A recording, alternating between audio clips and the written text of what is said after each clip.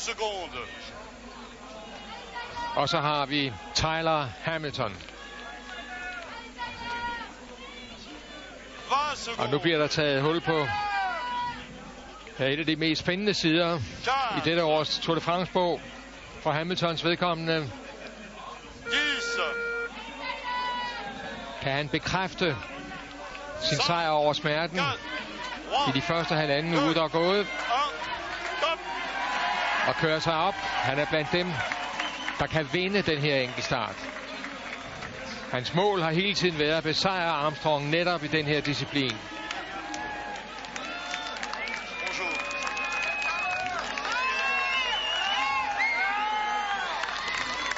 Og Hamilton er virkelig... Ja, han har det mest kendte kravben i verden i øjeblikket formentlig. Og det kan man høre overalt. Han hyldes mere stilhed herude ved Miller.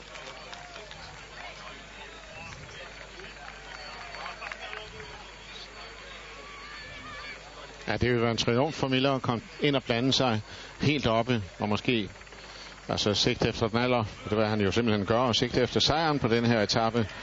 Og altså på den måde tage revanche for prologen, og vise, at han er den store ekspert, som ja, det viste han jo på prologen. Altså, det var jo mekanikken, der svigtede ham.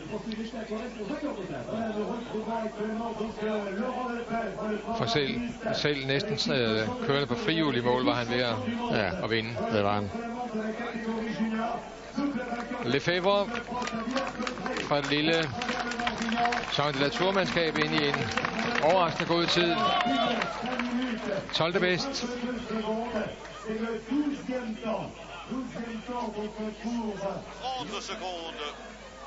Og så har vi Manchebo. En af dem Hamilton gerne skulle besejre i dag. 20 sekunder. 15. 10.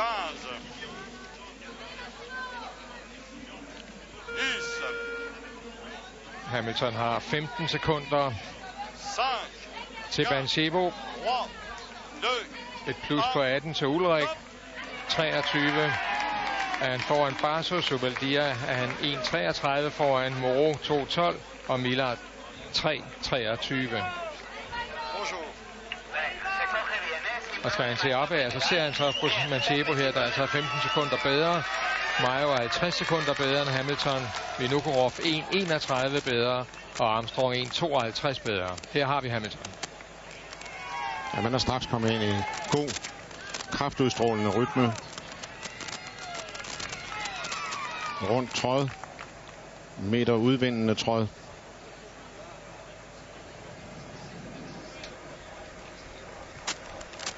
Tabte sejren i Baskerlandet rundt i år til netop Ivan Mayo på den sidste enkeltstart. Men ikke en enkeltstart af samme længde som den vi er ude for i dag. Og en enkeltstart under vilde omstændigheder, så vidt jeg husker. Ja, det var det. Det var både dårligt vejr, og det var en hård enkeltstart på brostener med sving. Stejle. Bakker, ja. Ludenberger. Ja, han hænger der efter Miller, ja. Men han holder en rigtig afstand end den vi så før. Med Glemser, der hang på Botero. Han kan simpelthen heller ikke følge med. Så enkelt er det jo også.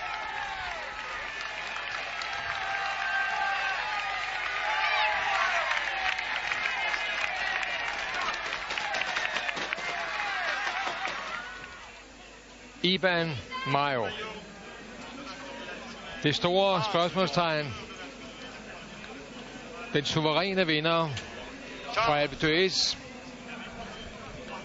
Manden, der i år har slået Armstrong på kortere enkeltstarter.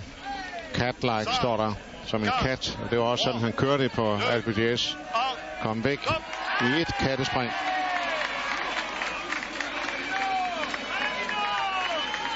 Og her igen. Den høje, slanke, stærke Iban Mayo. Klar til at skære luftrummet med sin skalpel af en cykel.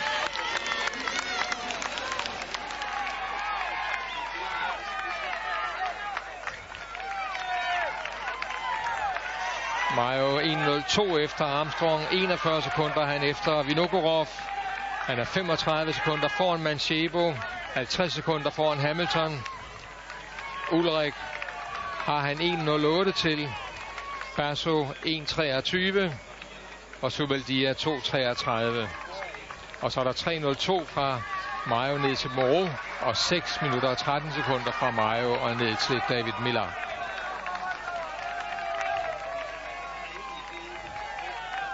Men en rytter, der er ved at træde sig ind på den helt store scene. Luttenberger holder stadig den gode afstand til Miller, der vil give ham en fremragende tid. Men det er klart, han kan køre sig ind i top 10 på det her. Det er jo udmærket at sigte på den måde. Altså, han gør det absolut på den lovlige måde. Han er ikke i slipstrømmen på Miller. Han bruger ham som sigtepunkt.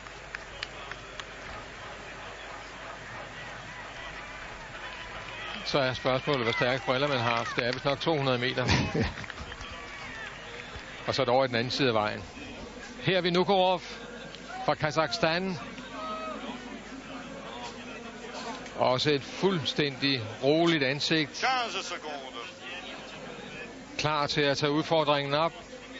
21 sekunder er der kun mellem ham og Armstrong. 5, 4, 3, 2. Han er 1.31 bedre end Hamilton. Og her er afsted som næst sidste mand. Nu mangler vi kun at få sendt Lance Armstrong ned ad rampen.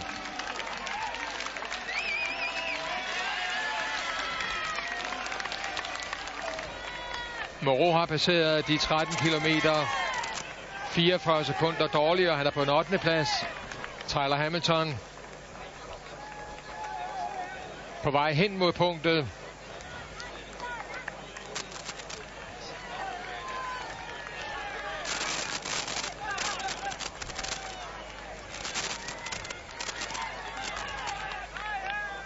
Og Miller hamrer hen mod 33 km punktet. Her er Ivan Basso.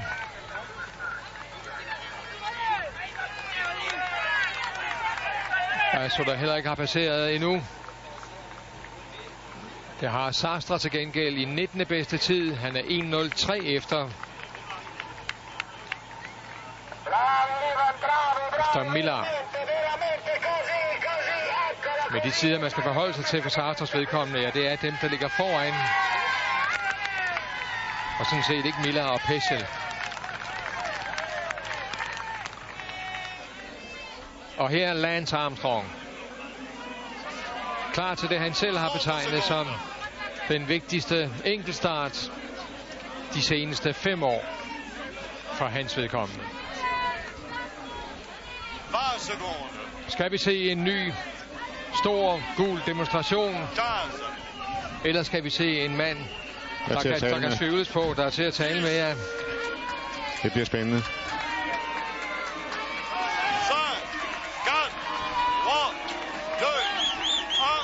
Og Armstrong er afsted i gult som første mand på månen.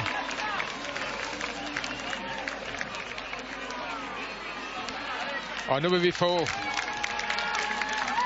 endnu et svar, et større svar, end vi har fået hidtil på, om han skal træde ind blandt dem, der har vundet Tour de France 5 gange. Her ved 33,5 kilometer.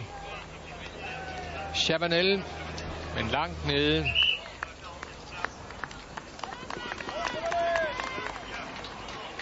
Altså ingen mand, man skal regne med. Næste mand, der bliver Bogert. Så Ro.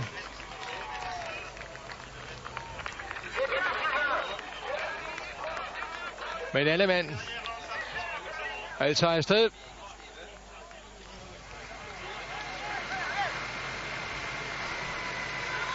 ...158 ryttere har passeret de 13 kilometer.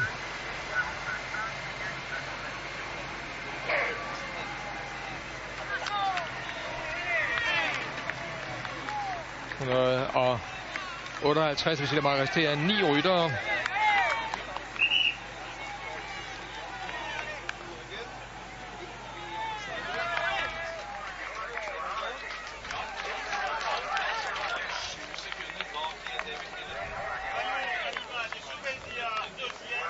Zubeldia er baseret. Han er 7 sekunder efter kun. 7 sekunder efter Miller ved 13 km-punktet. Ja, man havde anelsen af, at Zubeldia måske havde et godt resultat i sig her i dag. Lad os se, om han kan holde hele vejen ind. Han kørte en fremragende prolog. Og her ser vi det. Miller 7 sekunder foran Zubeldia. Pesel 29 sekunder efter. Kribstoft fortsat 4. Michael Rogers 5. Og så følger David Plaza, Podrogi, Choro og Moro. Ja, kommer Lely. Og Buteo er helt nede som nummer 13. Undskyld, nummer 11 i ved 13 km-punktet indtil nu. 46 sekunder efter. Lely. Ja, manden som Rolf har kørt sammen med. Ja, det er god tid. Ja. God tid. 43,7 km i timen har han kørt. Og 2.33 efter. Didier Rus ved 33,5 km.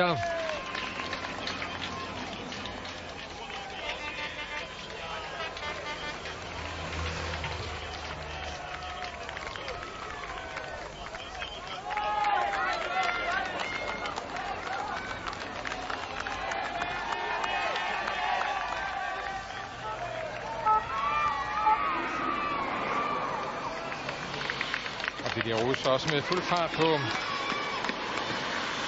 Passerer Bogert. Her David Plaza. En stor tid. Ja, hans urokkelige stil. Ja. Er udtryk for kraft. Den er stadigvæk helt uforstyrret. Den ro, der er over hans overkrop. Al kraft ned i de store kejler.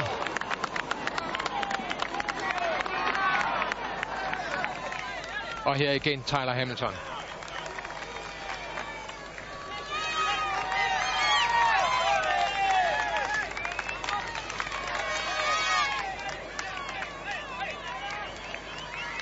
Så en projektil på vej hen mod 13 km-mærket.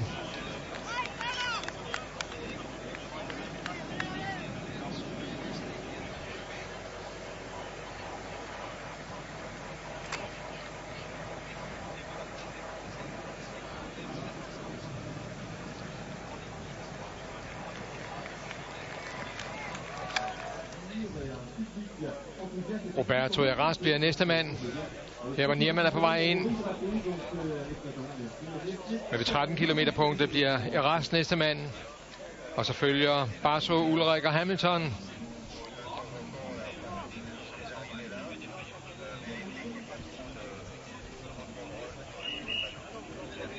Ja, den store mund er åben, og der er mange insekter at fange med den. Her i varmen.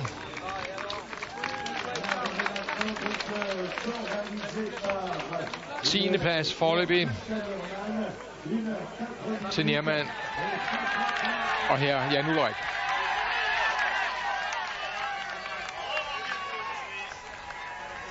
Store, bastant, trampende tysker.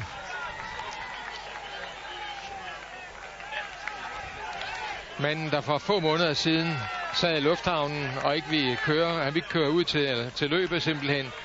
Han skulle køre for Coast-mandskabet, før han havde garanti for, at han fik sin løn.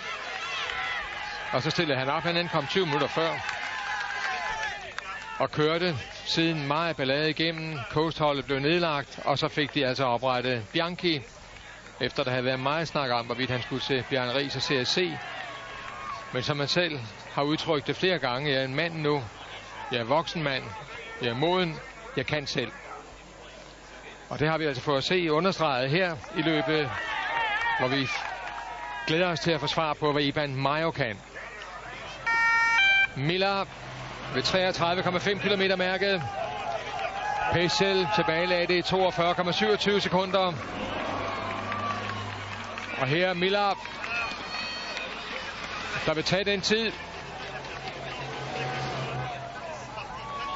Men han har mistet lidt i forhold til det tempo, Pesel satte.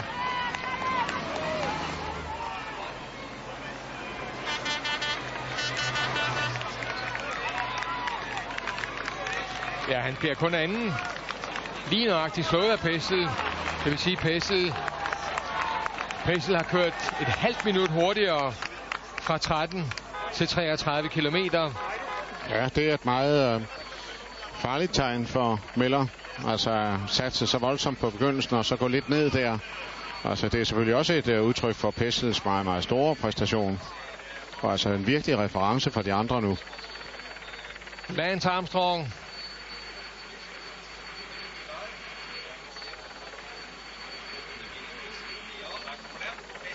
Ja, det ser jo som sædvanligt fantastisk kraftfuldt ud. Og vi har en ny god bedste tid ved 13 kilometer. Jan Ullrich, han har kørt 19 sekunder hurtigere end Miller. Jan Ullrich, altså bedste tid ved 13 kilometer, 19 sekunder hurtigere end Miller. Zubeldia tredje, 26 sekunder efter. Pessel fjerde, 48 sekunder efter. Og så Krivtsov 56 sekunder efter. Tyske Jan Ullrich har altså sprængt alle rammer indtil nu. Og se Jan Ullrich, se hvordan han sidder på cyklen, se hvordan det glider for ham. Han er som en torpedo simpelthen. Der skydes gennem luftrummet. Acevedo ind. Kørende for fjerde bedste tid. Han har kørt så meget op, Acevedo. Men de vil blive bombet ned, når Ullrich, Armstrong, Iban Mayer og Zubeldia kommer. Foreløbig femteplads er Acevedo. Glimrende resultat for ham.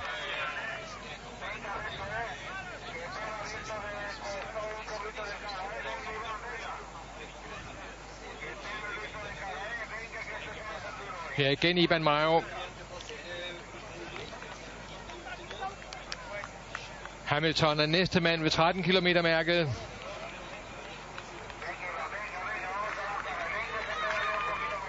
Ullrich tilbagelagde de 13 km i tiden 16 minutter og 26 sekunder.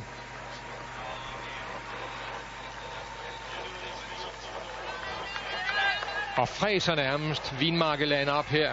Ja, det gør han altså. Det er et stort syn at se denne her stilist her, kraftfuldt kørende. Armstrong. Men inden han når hen til 13 km mærker, skal vi have Tyler Hamilton, som sagt. Manchebo, Mayo og Vinokurov.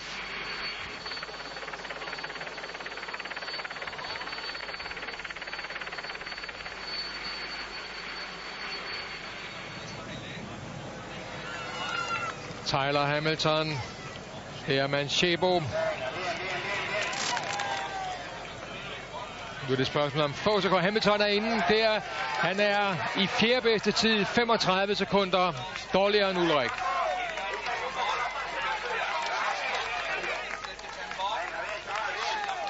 Men han er det altså inde i top 5, Hamilton. Han har 18 sekunder til Jan Ullrich. Altså Jan Ullrich er 18 sekunder efter Hamilton i klassementet. Og dem ser det ud til, at Jan Ullrich han vil tage i dag. Manchebo. Det ser ikke godt ud for ham. Selvom han var på en bakke her i den traditionelle lille gearing for Armstrongs vedkommende. Pisker pedalerne rundt. Og som en anden Lucky Luke prøver han at køre væk fra sin skygge her, Jan Ullrich.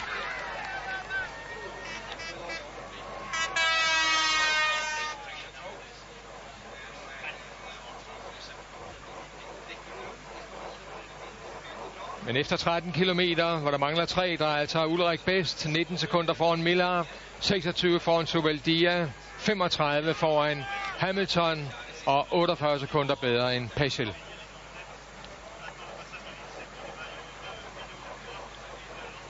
Og en lille justering her hos Ullrich. Der er altså den førende rytter. Og 19 sekunder til Miller, det er altså noget på de første 13 kilometer. Ja, det er det. Det er. Og det er jo nøjagtigt der, Miller satte alt, som man så på, at han tog tid fra Pessel og tabte den tid på næste distance, så det siger meget om Ulriks præstation, om Ulriks styrke i dag.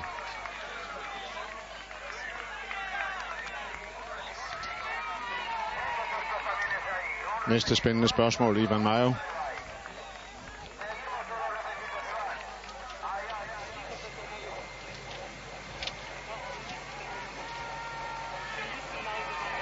Ulrik helt rolig. Han er et stort kraftværk.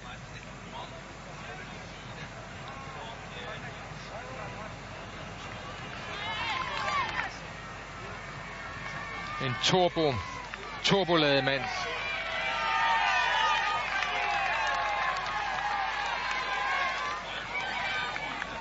Hvis Arnold Schwarzenegger havde været her i dag, The Terminator, vi har nok have sagt, den mand skal have med i min nye film. Ja, men når Ulrik har de dage, så er han altså frygtindgydende. Manchebo er kommet forbi 13 km. Han er 1.04 efter. Og altså ikke ind i top 5. Jeg vil sige, Hamilton har stor chance for at overhale ham. Skub ham væk fra fjerdepladsen. Det vil han gøre. Han har allerede gjort det. Det er 15 sekunder kun var der mellem Manchebo og Hamilton. Men Ulrik kommer altså bagfra og holder foreløbig Hamilton på en 5. plads i klassementet. Ja, fantastisk Ulrik.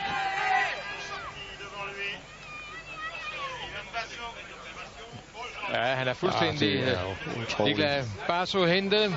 Just som man så, Basso så godt ud. Ja, det er godt ud. En god stilist. Den er man fuldstændig knust af Ulrik her. Det er jo kanon. Ulrik er kanon. Så får han sat tempoet op i Van Basso.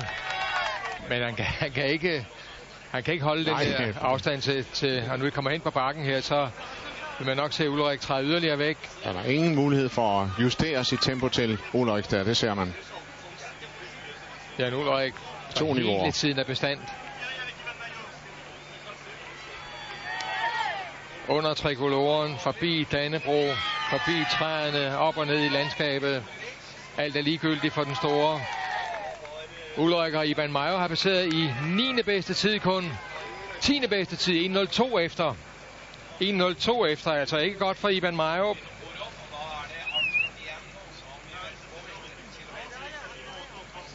Men godt for Hamilton. Ja, godt for Hamilton. Forskellen mellem Hamilton og Iban Mayo var 50 sekunder. Richard Virenque.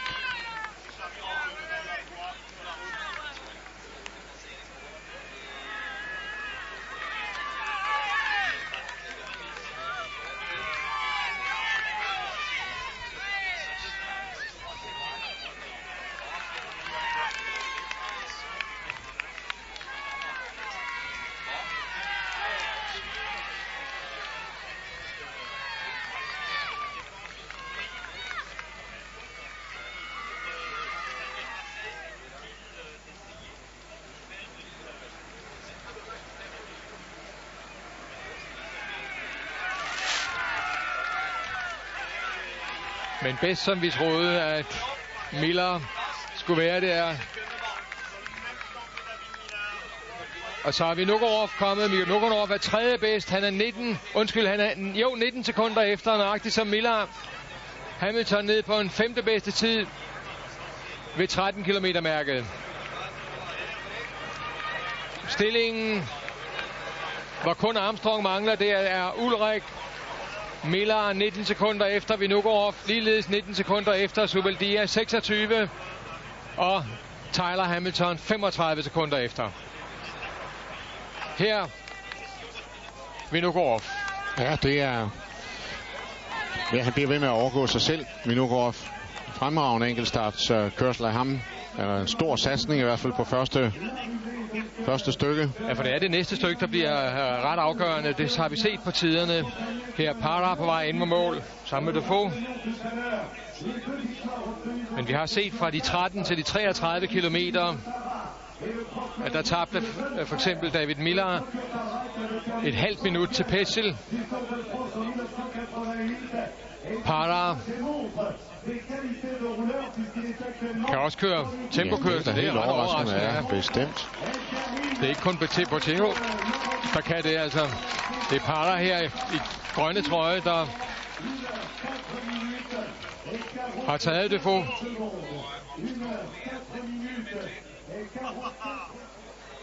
Og det er med 2 minutter. Armstrong. Det kan man tydeligt se på piskerisene. Ja, på den ridderhjelmagtige ting, han har på hovedet. Ja, man skal bare se hurtigheden, hvor med han pedalerer.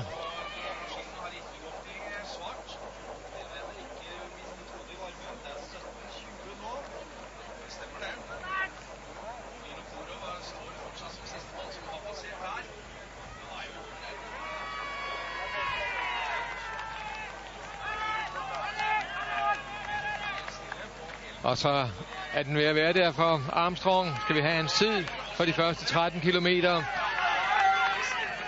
Armstrong er i næstbedste tid. Den tangerer Ullrichs tid. Det er 16:26. Begge to. Sådan ikke på vej i mål. Men altså, hvor alle har passeret Ullrich. Armstrong ligger lige. Millar 19 sekunder efter, Vinokurov 19 sekunder efter, Zubeldia 26 sekunder efter. Og så følger Tyler Hamilton. Hamilton er 26 efter. Undskyld, 35 efter. 35.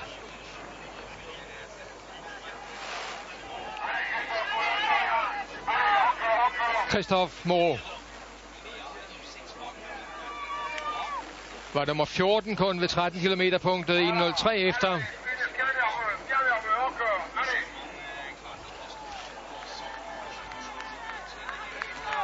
Sastra nummer 28, her var alle har passeret, han var 1:22 efter Armstrong og Ullrich.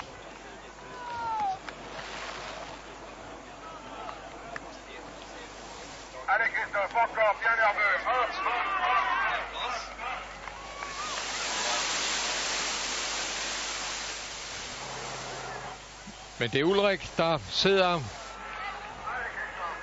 på førstepladsen efter de første 13 kilometer. Han er brøkdelen af sekunder er på hans side. Ja, det er jo en match. Det er virkelig den match, man har set frem til. En fuldstændig ligestilling mellem de to. Og med de andre meget tæt på stadigvæk. Ja, det er vigtigt for kampen i Pyrenæerne. Det er det. For det er ikke i dag, at løbet bliver afgjort. Armstrong kan ikke sætte alle på plads i dag. Han kan ikke sætte, selvom han vil vinde en 2-3 minutter måske til Iban Mayo, så vil det langt fra være afgjort. Ja, det er ikke nok med de Pyrenæ-program, der forestår med 4 etapper og meget hårde bjerge. Så alle er enige om, at det er Pyrenæerne, det bliver afgjort. Men selvfølgelig enkeltstarten et meget vigtigt udsagn om de enkelte rytteres styrke lige nu. Men ikke så vigtig som tidligere. Altså ikke så afgørende som i tidligere udgaver af Tour de France, i hvert fald de senere år. Og også det, den ligger efter Alperne, har givet den en lidt anden betydning. Og helt fra start, før løbet overhovedet begyndte, der sagde de jo simpelthen, at det her ser, hvordan klassementet er i øjeblikket. Altså vi nu går 40 sekunder efter, Iban Mayo stadigvæk på tredjepladsen, 2:04 efter Armstrong. Men alle sagde, at Hamilton inklusive, at det bliver afgjort i Pyrenæerne. Den store Pyrenæ-etape, mandag formentlig, den vil afgøre det. Men det kan ske inden, det kan ske på lørdag, det kan ske søndag især.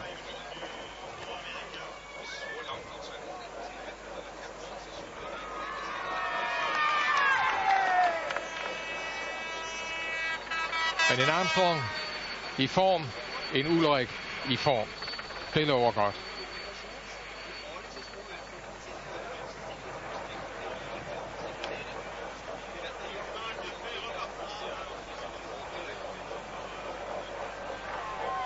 ...41,5 kilometer, men der har ingen af de store passeret endnu. Kun Millar 26 sekunder dårligere end Petzl. Det vil sige, at han På de sidste 28 kilometer, der har han sat 1 minut til i forhold til Peschel.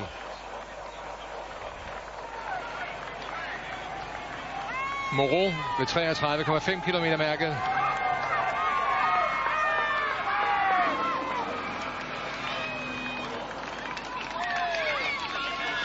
Er mere end 1 minut dårligere end Peschel.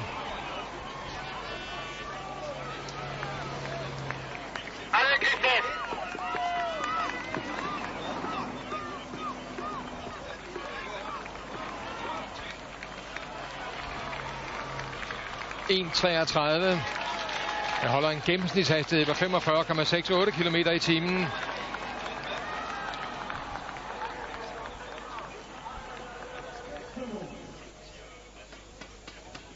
Didier Rus foran Bogert, som han har hentet. Og Bogert har altså også valgt at hænge på Didier Rus. Det er længe siden han tog ham. Og det vil også give ham en rimelig tid. Se Didier Rus køre fremragende i den franske mestertrøje.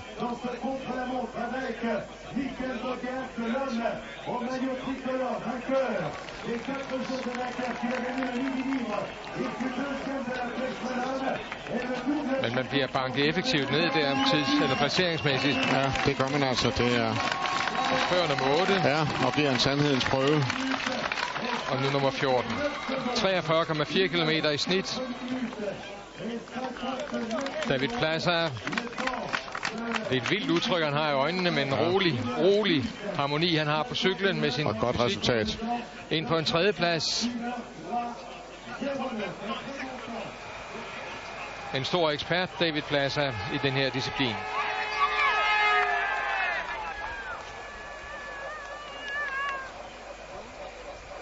Armstrong på vej mod 33,5 kilometer. Hvor næste mand bliver Lais Seca, som Menchov Subeldia. Ja, et billede langs med fra helikopteren. Et billede af stor kraft. Skifter over til motorcyklen her. Pumperkraft ud i pedalerne. Virkelig glidende, harmonisk tråd.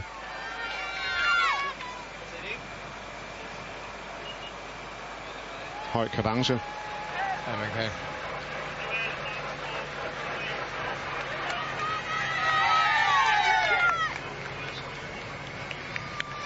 Men her er nærmest en bombe af kraft. Jan Ullrich.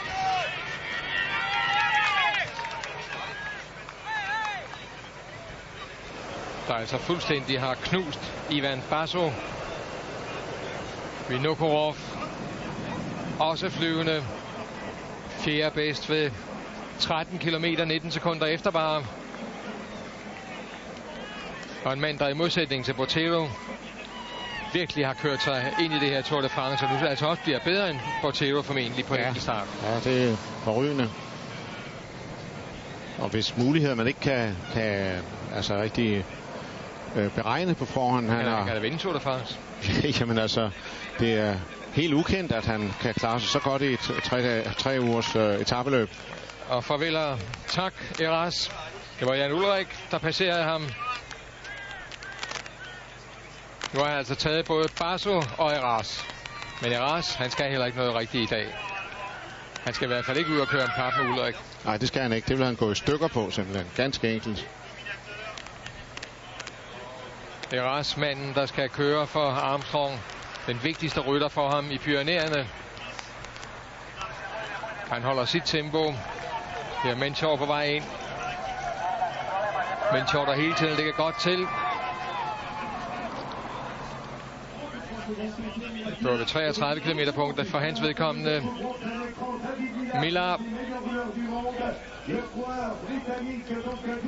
der længe førte, men ved 41,5 km har sat 26 sekunder til. Og altså taber til Peschel. Han overvurderede simpelthen sine muligheder og sine evner i dag i den her bagende varme. Og i bageovnen her i Cap de Couvert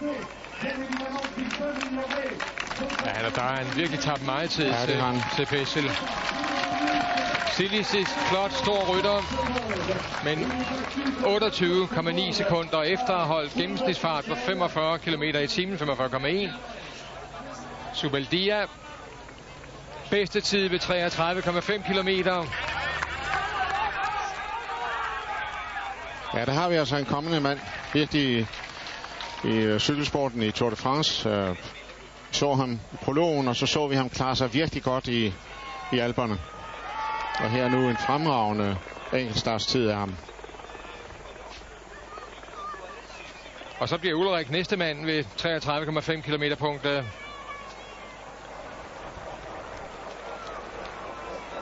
Da han jo har passeret både Barso og Eras. Men Zubeldia er 7 sekunder bedre end Pessel. Og Miller, der var lige på det tidspunkt.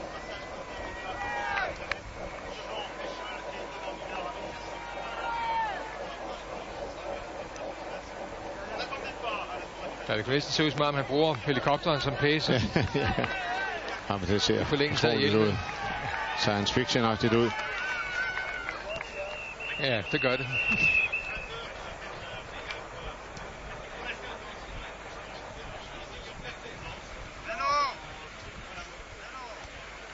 Der har vi Zubeldia. Heimar Zubeldia, et nyt stort navn. Et gennembrud. Er meget lovende for pionererne, kampen i pionererne med både Hammer, Iban Mayo og Lajseka på det hold. Zubeldia, der var 5. bedst efter 13 kilometer. Og altså nu bedste tid, men han mangler de 4, der lå foran ham. De mangler at passere Ullrich, Armstrong, Miller, Vinokurov.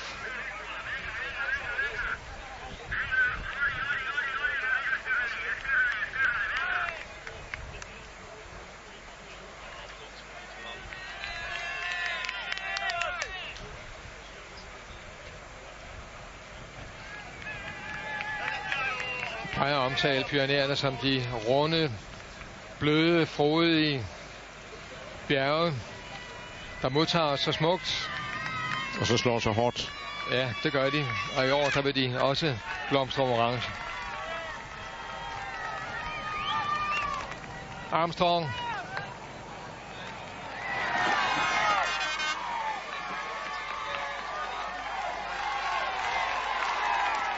Vinokurov.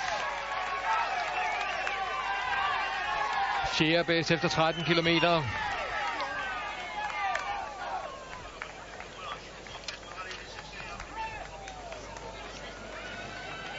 Semal Vinokurov i forhold til Mayo, ja, så havde han 41 sekunder.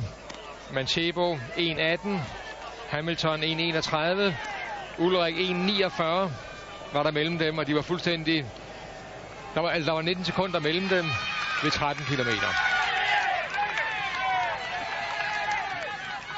Barso bliver nok en af dem, der kommer til at betale den højeste pris i dag, oppe i top 10.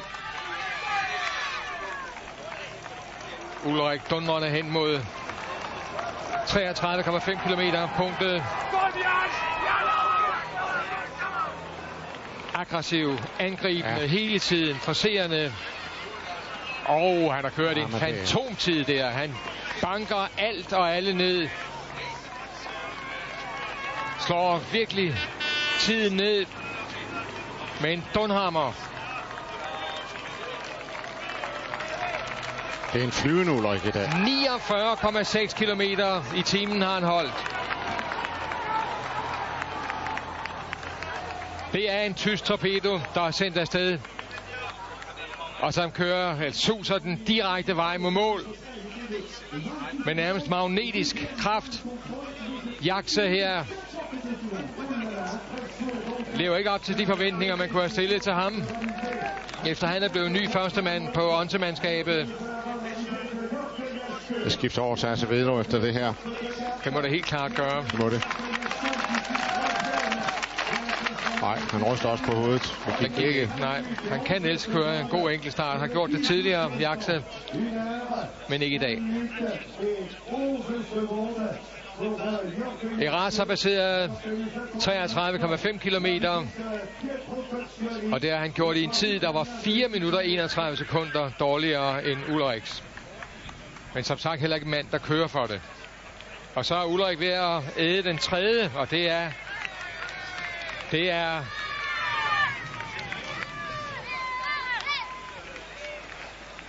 Ja, ved Dennis Minkoff.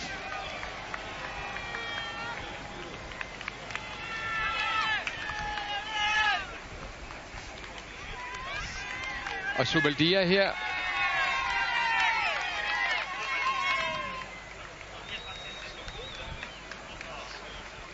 Altså Menchov passeret af Zubeldia. Ulrik bedste tid ved punkt 2. Hele 1,52 bedre end Zubeldia.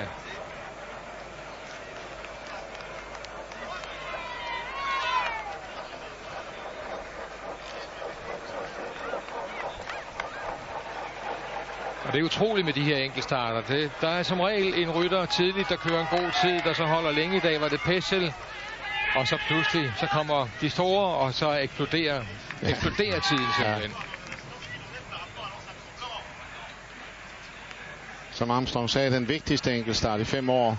Og hvilken match mellem de stærke. Hvad må han siger til de tider, han får på Ulrik? Ja.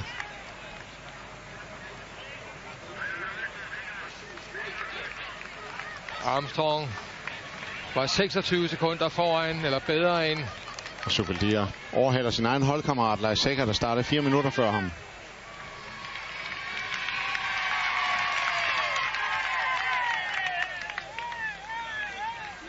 Der kan vi så simpelthen se den hierarkiske fordeling på holdet. Ja, det kan man. Zubeldia fremme. Han er kun 3,25 efter. Og han vil virkelig avancere i klassementet.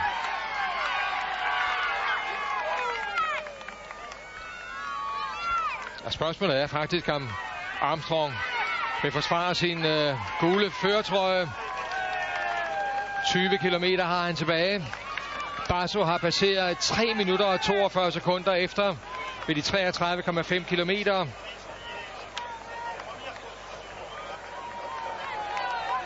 Basso, som Hamilton havde 23 sekunder. Hamilton. Bedre. Her har vi Hamilton, ja, ved 33,5 kilometer. Næstbedst. Kørende for den næstbedste tid. Men han vil komme omkring 2 minutter efter Jan Ulrik. Og det betyder, at Ulrik klart vil passere Hamilton i klassementet. 1,47. Og Hamilton efter. Men i gang med en stor bedrift.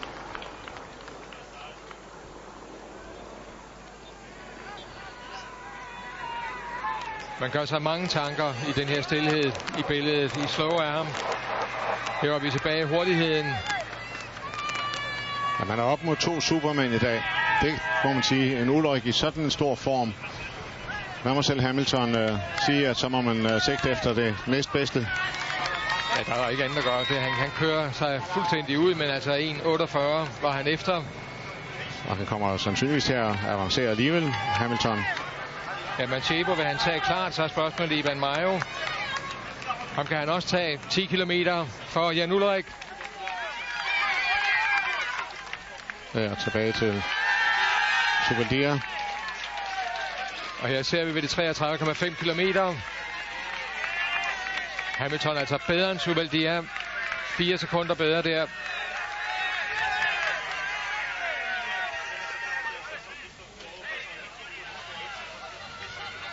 Ulrik tæt på 41,5 kilometer punktet.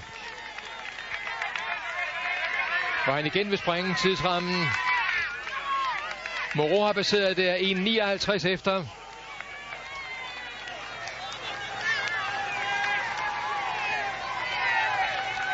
Sastre er sus i mål. 8. bedste tid. 2,26 efter Peschel. Og det er udmærket af Sastre. Det er udmærket. Han vil aldrig kunne vente og køre en supertid på enkeltstart. Men han har forsvaret sine chancer i klassementet. Det er det, han har gjort. Fuldstændigt. Er bedre end Lely, Bettini, Rod, bedre end Michael Rogers. Ja, det er der i sig selv helt overraskende. 14 sekunder bedre. Det er godt kørt af Sastre. Rogers der på en foreløbig 11. plads. Og det vil give Sastre et avancement. I forhold til Ben Tran, der havde han 1.01. Moreau 1.55, Lars Egger 1.56, Menchov 2.12. Det er, hvad han skal tage af tid. Armstrong. Lars Egger, Menchov. Men det blev Menchov, der vil blive næste mand ved 41,5 kilometer. Ja, Totznik på vej mod mål. Også i en god tid for Totznik, der normalt er bedst i bjergene. Den også har fået formuleret en storhed, fedt storhed som rytter her. Noget vi har ventet på længe. Ja, det er jo helt tilbage til Rises tid. Han skulle med for at hjælpe Ries og Ullrich i bjergene, og så har man ikke set noget til ham nogle år. Kørt på mindre hold. Og nu tilbage. 6. bedst indtil nu. Skubber altså lige Sastre en enkelt placering nedad. Og vi placerer man, at det ikke er noget for ham. Ja, vi hører også, at han er noget for publikum. Ja, det er, han er hyldet. Og han har allerede lavet sit store nummer.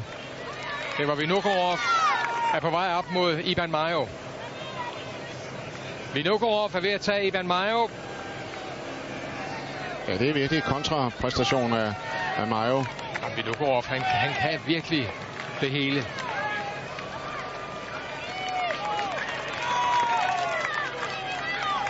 Og det må være det er meget vigtigt demoraliserende for Ivan Mayo. Det kan også gøre Subaldia til den, der skal køres for pludselig på Jyske Tilmandskabet. Det er Vinokurov. Let forbi Ivan Mayo.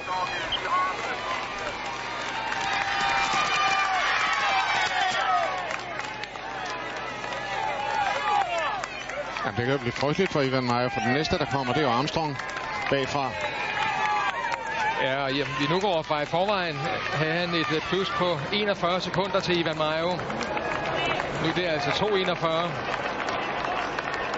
Så han vil drosle godt ned i klassementet, mens Vinokurov, der her kører mod næstbedste tid ved 33,5 kilometer. Hamilton brugte 42.16 der. Og den vil Vinokurov slå.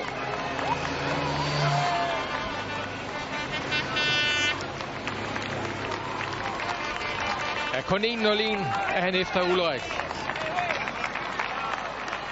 Det er topkørt af Vinokurov. Han er i sit livs form. Vinokurov, han har fundet sig selv. Efter gode resultater i år, men aldrig ventet som en kandidat i Tour de France. Nej, de købte jo Bottero, og så viste det sig, at det voksede Vinokurov af. Og her ser vi ved 41,5 km, Subaldia bedst. Foran Pesel Millar. Ullrich på vej derhen.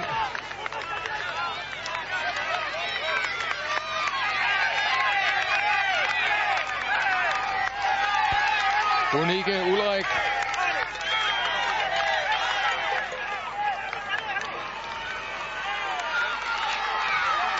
Armstrong.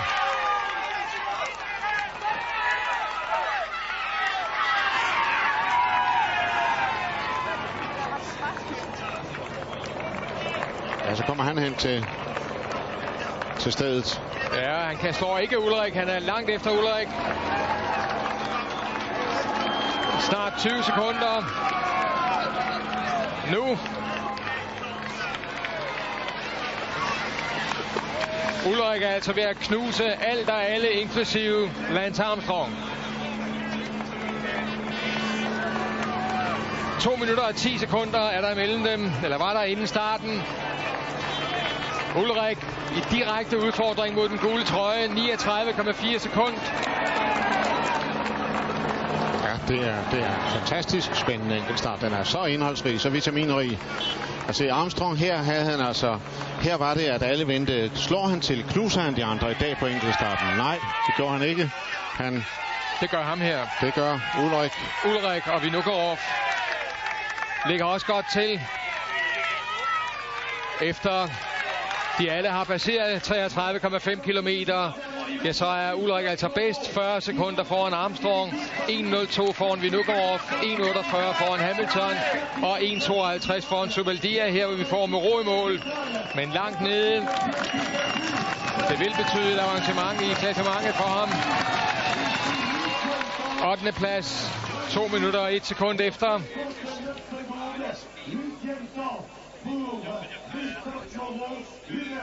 Mellem ham og Hamilton, der var der 2 minutter og 12. Inden starten i Hamiltons favør.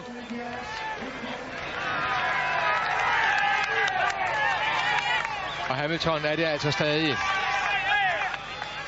4. bedste tid efter 33,5 kilometer.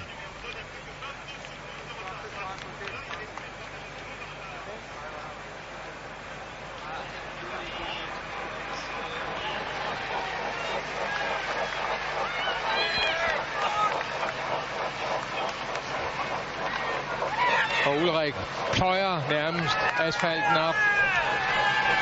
Her er klassementet, som det ser ud i dette øjeblik. Armstrong, Ullrich, Vinokurov, altså fortsat på andenpladsen, 43 sekunder efter, så Ullrich.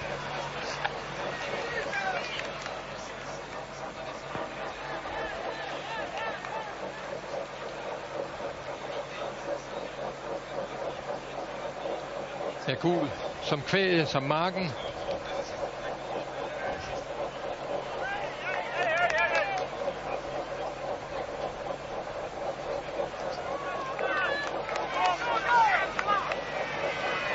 Beltran kommet i mål. 2.49 efter.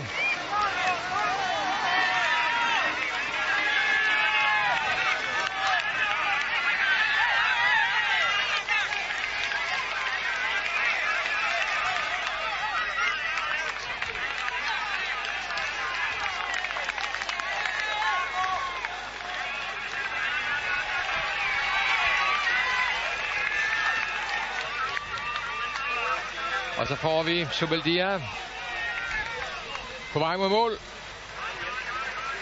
Men der foreløbig har bedste tid. Og nu Ullrich passerer ved de 41,5 kilometer. Han er 2 minutter og 19 sekunder bedre end Zubeldia. Pessel hele 2.55 efter. Ja, han taler med store bogstaver, Jan Ullrich i dag. En udklassning af flere og gode navne. Ja, en mand, der var dømt færdig. En mand, mange sagde, han kan ikke komme i form, og han er for tyk, og han er hvad som helst. Han var en mand i form, var han, og det viste han i Køln rundt, hvor han kørte over 50 km alene, holdt hele Telekom-mandskabet og alle de andre sprinter holdt væk. Og her bekræfter han sin form. Alt den uro, der har været, den har været i kulissen.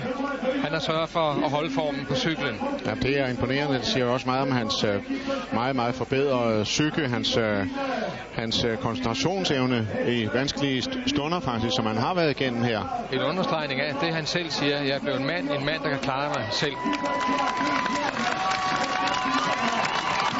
Zubeldia, fremragende bedste tid indtil nu. Slår altså klart Pessel. Og en meget, meget stor enkeltstart af ham. Ja, det må man sige. Det er altså en ny mand, der er trådt ind på scenen i Tour de France. En uventet mand. Mensjov. Og blev hentet af Zubeldia. Lajseka lige efter. Og det er der på hjul, det der. Ja, det er det. Men som du sagde, der blev ligesom stillingen mellem baskerne sat der. Zubeldia den bedste her i dag. Der er sikkert langt bagefter, og Iben Mayo også godt bagud, men Iben Mayo selvfølgelig stadigvæk den, der kan lave stor ravage i pionererne. Men nu med en mand som Zubeldia ved sin side, som truer i klassementet. Ja, det er en god dobbelt, de har der. Den kan helt klart matche Armstrong Eras.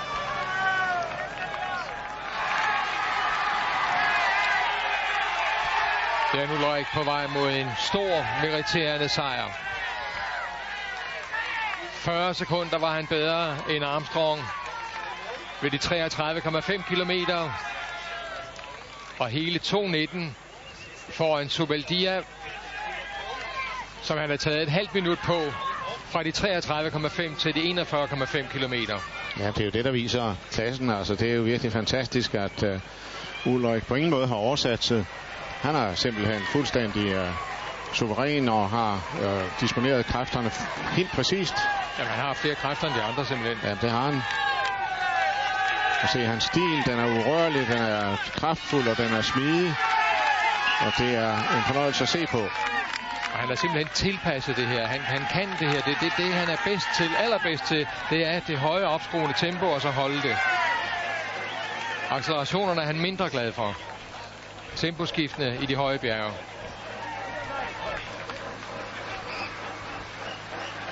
Der er han mere en defensiv rytter, som Indurain var det. Ja, når man ser ham her, så kommer man til at tænke på hans debut i Tour de France, hvor han blev sluppet løs, som man så må sige, Ries på den sidste enkeltstart. Ja, det var lige ved at gå galt. Det var lige ved at gå galt. Der kørte han en drønende enkeltstart. Ganske ung mand. I 96. Og blev verdensmester samme år som Armstrong blev verdensmester, nemlig i Oslo i 93. Og dengang modsat nu i regnvejr, piskende regnvejr. Her er det benene, der pisker, der går som store stempler på den tyske maskine her. Det er som en Bismarck-klump, der ruller ind mod målstregen. Han pumper sig ind. Jan Ullrich øger tempoet hele tiden, giver alt, hvad han har nu.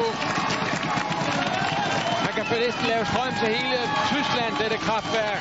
Fra Rostock, og kalder over stregen her. Klart bedste tid, 58,32. Og 48,18 kilometer i timen holdt han. Altså næsten 50 kilometer i denne hamrende hede. Og på denne kuperede rute, som alle har haft så stor besvær med, som Miller på sin vis gik ned på. Men Ullrich her stiger op på 58,32. Og her Lance Armstrong på vej hen mod 41,5 km punktet, som Hamilton har passeret 2:21 efter.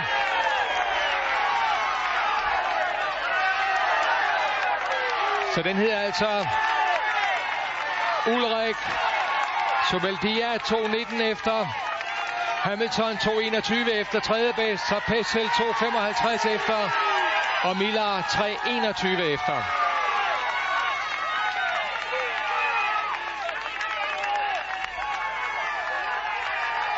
Vinokurov bliver den næste spændende mand ved det punkt, og så selvfølgelig Armstrong.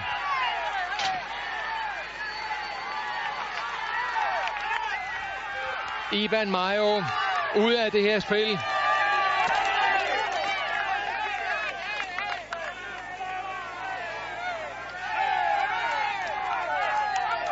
Mayo nummer 13 ved 33,5 km mærket, hvor han har sat 3 minutter og 6 sekunder til.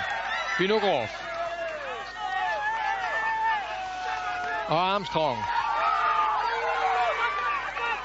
Ja, prikket trøjer, der hæpper på Armstrong. Altså en Virenk. Armstrong fan sandwich. Manchebo har passeret 24 efter ved 41,5 km. Så 1, 2, 3 herfor. Fortsat Ullrich, Zubeldia, Hamilton.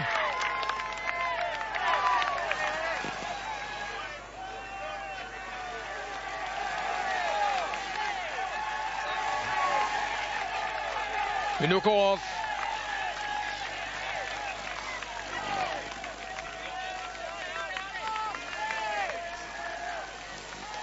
Den stærke kazakhstaner.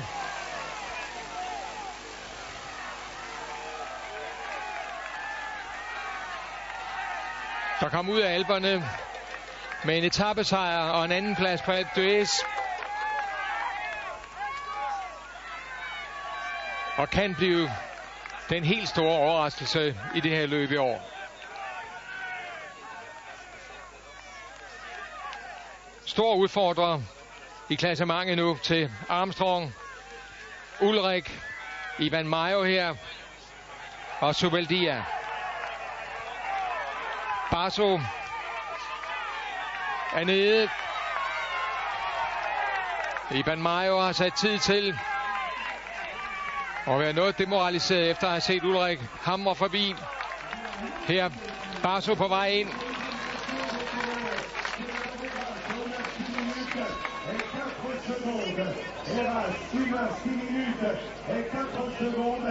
Helt nede som nummer 13 og vil smide 6 minutter til Ullrich. Der var kun 15 sekunder mellem dem inden denne enkeltstart. Og det bliver 5 minutter 59,26 sekunder, han må aflevere. Og det bliver mere. Her hvor Hamilton kommer drønende. Tyler Hamilton. Tæt på Basso. Han er 2 minutter, mere end 2 minutter efter Jan Ullrich.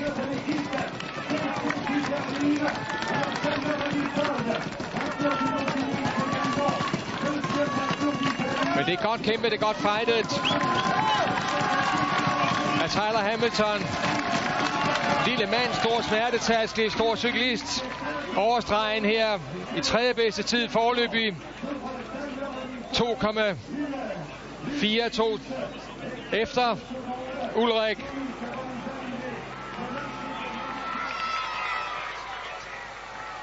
Og det betyder altså, at Hamilton kan passere Mayo.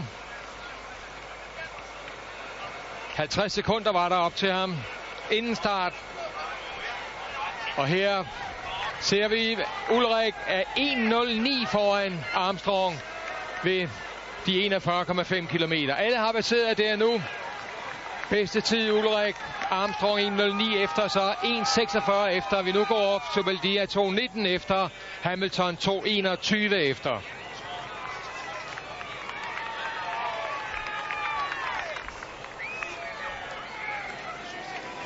Der bliver sagt nogle sandheder til Lance Armstrong i dag, og Pyrenæerne venter. Vi nu går op 1.46 efter ved 41,5. Og det betyder i kampen om den gule trøje, at der er Armstrong stadig nummer 1. Vi nu går op 58 sekunder efter, kun 3 sekunder foran Jan Ullrich. Så det er sandsynligt, at Jan Ullrich vil sætte sig på andenpladsen i dag. Og vi nu går op som treer. Altså en total omrokering i starten, og så Hamilton op på en 4. plads.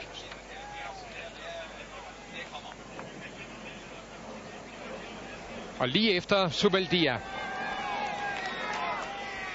Armstrong som sidste mand.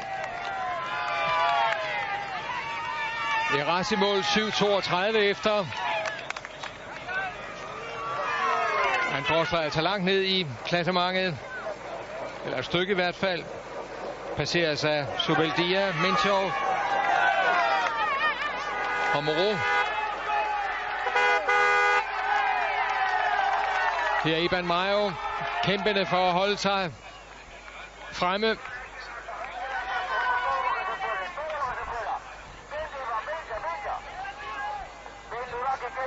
Venga de sidste 3 kilometer.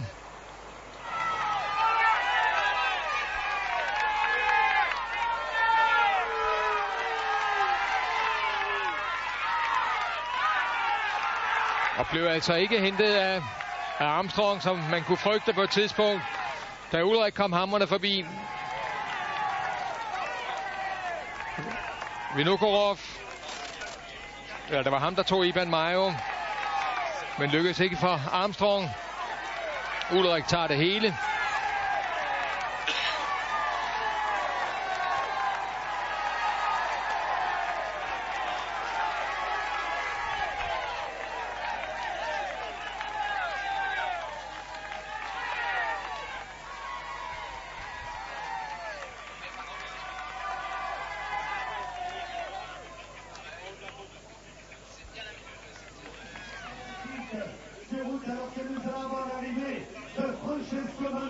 Miller er stadig på en 5. plads i øvrigt, 3.54 efter, hvem vil blive stødt ud der, når Vinokurov kommer ind. Her er det Manchebo, der alligevel har holdt den godt hørende med hovedet på skrå.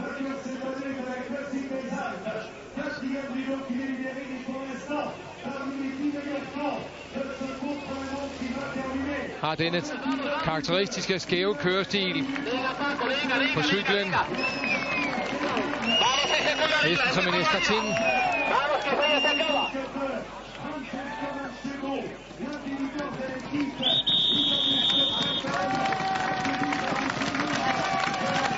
Men helt nede i 8. bedste tid, 9. bedste tid indtil nu, 4.59 efter. Det betyder, at Hamilton passerer ham.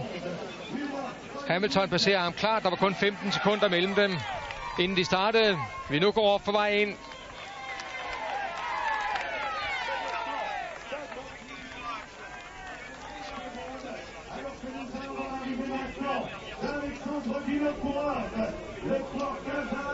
Og Vinokurov også fremragende tid. Men langt fra Ullrichs.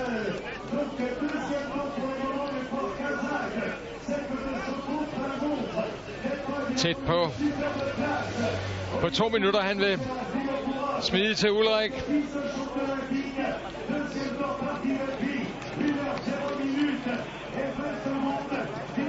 Ullrich, der har givet ordet fantom en ny dimension i dag.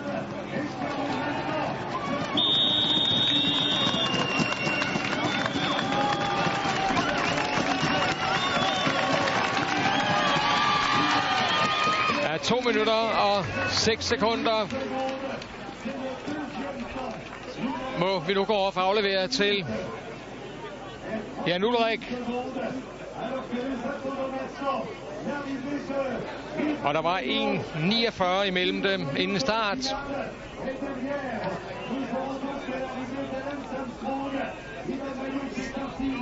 Iban Mayo kæmpede for at holde sig i toppen.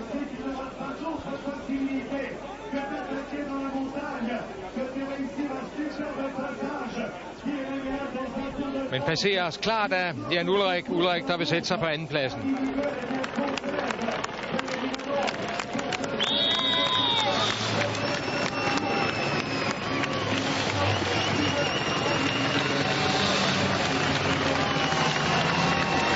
Mayo holder rimelig stand. Men 5 minutter senere ind en Ullrich, og så Armstrong. Da hans tempo det snyder lidt. Han ser højere ud, end det er. Med det lille gear, han kører i, men han har høj fart på alligevel. Kan han holde andenpladsen? Det kan han. Men han slår langt fra Ullrich. Det er meget tid, han smider til Ullrich. 1.35 taber altså også på det sidste stykke. 46,9 km i timen. Ullrich holdt 49. Og Armstrong altså nummer 2. Stor vinder endda. Jan Ullrich, der hermed med stor understregning har trådt sig ind som en af de helt store favoritter i dette års Tour de France. Lance Armstrong slået med 1.35, men forsvarer sin gule trøje. Ullrich vil rykke op på andenpladsen. Lige foran Vinokurov.